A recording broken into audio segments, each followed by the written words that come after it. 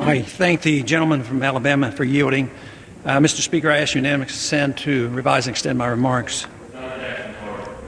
Mr. Speaker, I rise in opposition to this piece of legislation. I'm afraid it's not going to do much to solve our problems. I know it's very well intended, and it's believed that more regulations will solve the problem, but quite frankly, the problem that we're facing comes from a very deeply flawed monetary system. I had made an attempt to emphasize this point by talking about a full audit of the Federal Reserve. And fortunately, this House was strongly in support of this piece of legislation. There's 320 co-sponsors of this bill. It passed rather easily on the Financial Services Committee, and then it was put into the House version of this reform package. But it was removed in conference.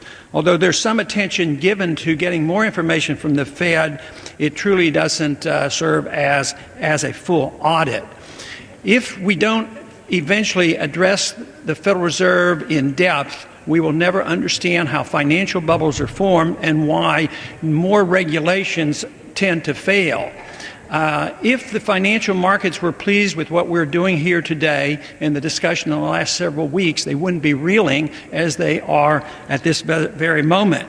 So I would say that we should be very cautious in expanding the role of the regulatory agencies, which does not solve the problem. At the same time, giving more power to the Federal Reserve doesn't make much sense if the theory is right that the Federal Reserve is the source of much of our problems. Now, some objected to the transparency bill of the Federal Reserve and said that that was too much information, that the Federal Reserve had to be totally independent. The Federal Reserve Transparency Act doesn't do anything about removing transparency. It doesn't change monetary policy. It just says that the American people and the Congress have a right to know what they do. After the crisis hit, the Federal Reserve injected $1.7 trillion and guaranteed many more trillions of dollars. And it was very hard to get any information whatsoever. So an ongoing audit to find out exactly what they do and why they do it, I think, would be a first step to finding out the relationship of the Federal Reserve System to the banking system and the financial community. Transparency is something the American people have been asking for and they want. They didn't like the lack of transparency with the TARP funds.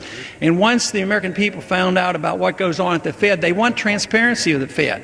So fortunately today we will have a chance to vote on this because it will be in the recommittal motion, and it will give us a chance to put the language back in, the H.R. 1207, the Federal Reserve Transparency Act, a chance to audit the Fed. So this will be a perfect opportunity to emphasize the importance of the Fed and to say that we do need a full audit.